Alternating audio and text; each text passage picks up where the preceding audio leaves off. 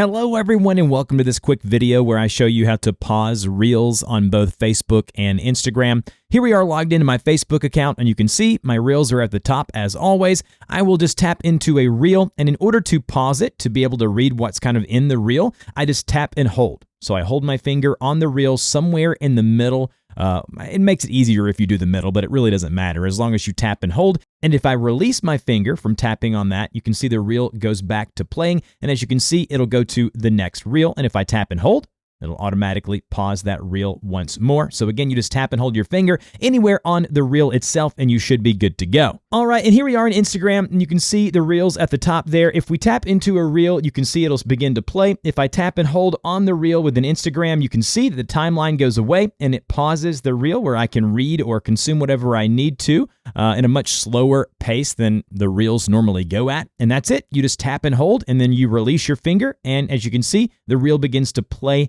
as normal. You can still go back and forward by tapping to the right or left of the Reel, but all you have to do is tap and hold, and that'll pause the Reel for you within Instagram. Hopefully this helped you. If it did, don't forget to like, share, and subscribe, and I'll see you guys in the next video.